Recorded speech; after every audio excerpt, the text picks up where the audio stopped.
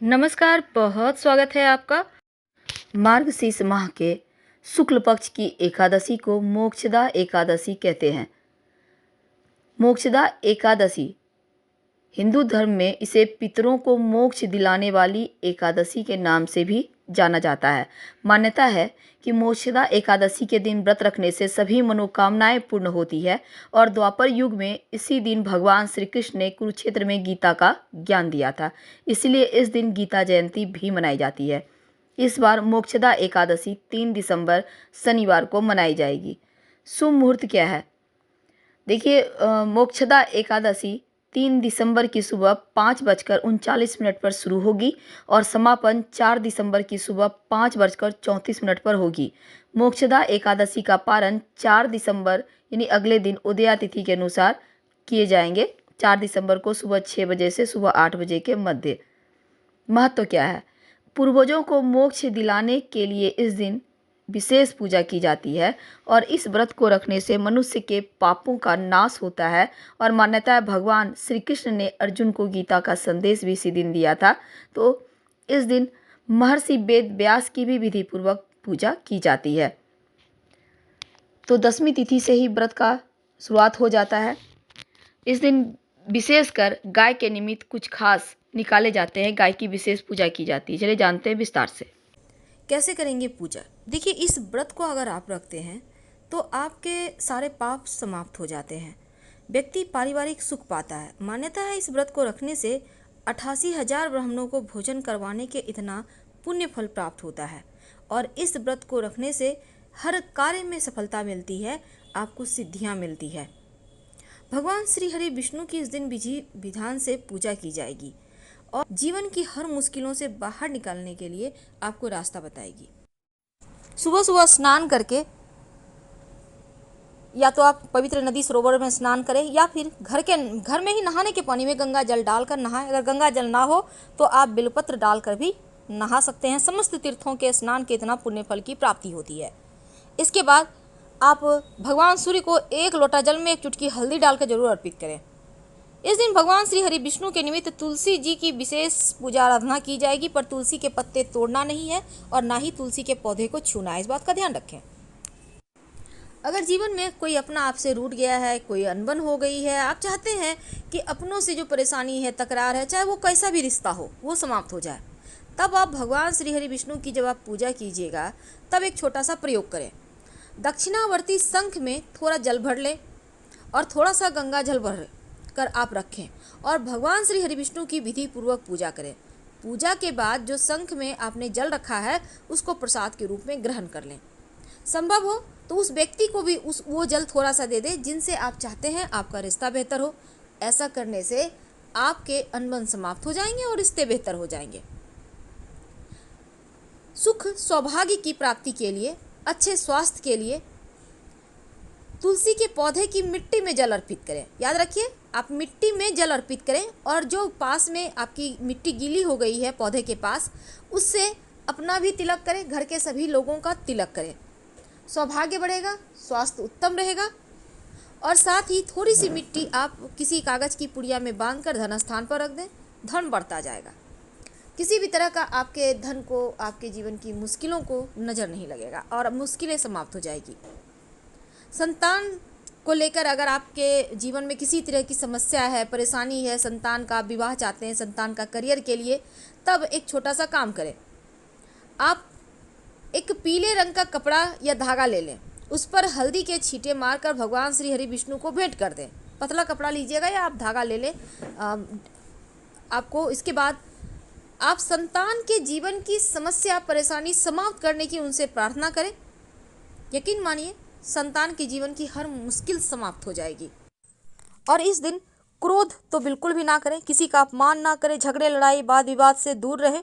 और सिर्फ इसी दिन नहीं बल्कि वैसे तो भगवान श्री हरि विष्णु के पसीने से तिल का उत्पत्ति हुआ है और माँ लक्ष्मी के द्वारा प्रकट किए गए गन्ने के रस से जो बनता है गुड़। इसीलिए अगर उन दोनों चीज़ों को आप मिलाकर दान कर दे तिल और गुड़ का, तो विशेष आपको इसका पुण्य मिलता है। और साथ ही तिल गुड़ आप गाय को जरूर खिलाइएगा, क्योंकि श्री हरि विष्णु महालक्ष्मी का दोनों आशीर्वाद भी मिलेगा दोनों का। और तिल गुड़ गाय को खिलाने से जीवन के सारे कष्ट मिटते हैं, पाप नाश होता है। कैसे करेंगे पूजा?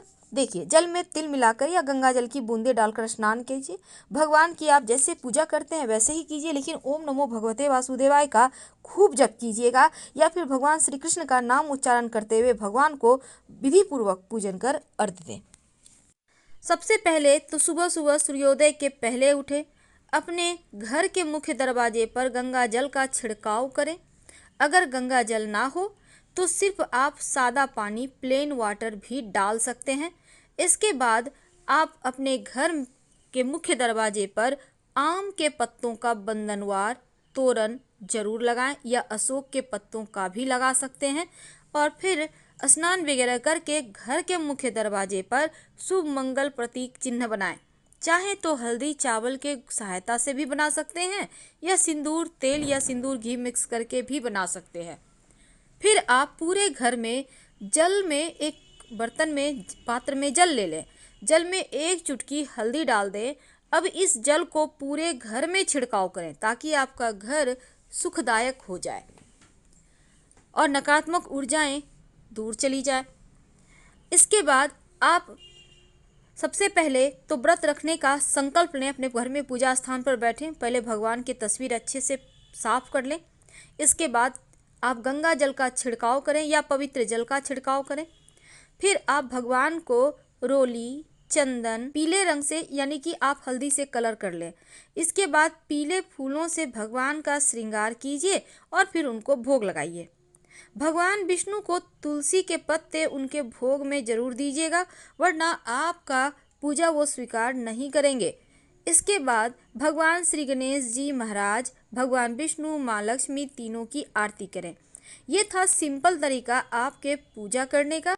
तो चाहते हैं कि ऑफिस में आपका दबदबा कायम रहे, तो आप भगवान श्री हरि विष्णु के चरणों में एकांची नारियल एक पीले रंग के कपड़े में लपेटकर आप रख दें और फिर उसको आप अपने ऑफिस में रख दें। आपके जीवन की मुश्किलें समाप्त हो जाएगी। अगर आप चाहते हैं आपका व्यवसाय खूब बढ़े, तब बढ़ोतरी के लिए ओम नमो भगवते नारायणाय, ओम नमो भगवते नारायणाय मंत्र 11 बार बोले और भगवान को पीले पुष्प अर्पित करें। इस प्रकार सारे पुष्प एक एक बार मंत्र बोलते जाए और चढ़ाते जाए। बिजनेस में बढ़ोतरी होती चली जाएगी। अगर जीवन साथी के लाइफ में खुशहाली चाहते हैं, तो भगवान को दूध, दही, घी, शहद, शक्कर मिलाकर पंचामृत में साबुत हल्दी का पत्ता डालकर उनको भोग लगाएं और फिर उस पंचामृत को आप प्रसाद के रूप में अपने घर में सबको दें और जीवन साथी को जरूर दें। रिश्तों में प्रेम बढ़ेगा, अपनापन बढ़ेगा। तुलसी का पत्ता चबा के नहीं खाना, निगलना है, इस बात का ध्यान रखिएगा। सुख शांति रहेगी। कृष्ण भगवान के मंदिर में जाकर भी आप चढ़ा सकते हैं, आपके घर को किसी की नज़र नहीं लगेगी। ये तो सिंपल प्रयोग है जो आपको इस दिन जरूर करना है जीवन की मुश्किलों से बाहर निकलने के लिए। और चूँकि इस बार की जो एकादशी तिथि है, इस दिन भूल कर भी कुछ ऐसे कार्य हैं जो नहीं करना चाहिए। कई बार जाने अनजाने हम गलती कर बैठते हैं और फिर पूजा पाठ का पूरा फल नहीं मिलता। समस्त पापों का नाश करने वाली ये एकादशी अद्भुत शुभ संयोग में आई है और इस दिन चावल का सेवन ना करें, क्रोध ना करें, झगड़े लड़ाई ना करें, किसी से विवाद ना करें, अपशब्द ना बोलें। और साथ ही इस एकादशी का चूँकि महत्व बहुत ज़्यादा है, तो इस दिन भगवान श्री कृष्ण कहते हैं ये धन देने वाली एकादशी है और जो मनुष्य इस व्रत को रखता है वो संसार में प्रसिद्ध हो जाता है। तो इस एकादशी पर कुछ चीज़ों का दान करने की महिमा है। किसी ज़रूरतमंद को आप खाना खिला सकते हैं, कपड़ा, जूता, फल, अनाज का दान कर सकते हैं। इस दिन चने गुड़ का दान करना भी बहुत अच्छा माना जाता है, जीवन में मिठास घुलती है। और अगर आप फल का दान करते हैं तो पुण्य की प्राप्ति होती है। इस दिन तुलसी के नीचे घी का दिया शाम में जरूर जलाया जाता है। इस दिन देखिए, अब सब कुछ दान ही किया जाता है, लेकिन गाय को भी अपने हाथों से तिल और गुड़ जरूर खिलाएं, ताकि जीवन के कष्ट मिटे, मुश्किलों की समाप्ति हो, जीवन में परेशानियां ना आए। इसलिए इस एकादशी तिथि पर आप गाय को अपने हाथों से खिलाएं। अगर अपने हाथ से नहीं भी खिला सकते हैं या उस दिन नहीं जा सकते हैं, कोई बात नहीं, अपने हाथ से निकाल कर साइड में रखें, अगले दिन जाके खिला दीजिएगा। वैसे तो अन्नदान और गोदान करने से इस दिन घर में धन धान्य की कमी नहीं रहती, कर्ज से मुक्ति मिलती है। लेकिन आप चना गुड़ भी गाय को खिला सकते हैं अपने हाथ से। याद रखिए, चना गुड़ या तिल गुड़, दोनों में से कोई भी एक चीज़ चाहे आप तो तीनों ही खिला दें, चना गुड़ तिल सब। हर पाप कटेंगे, हर कष्ट मिटेंगे। हर हर महादेव। हम फिर मिलेंगे।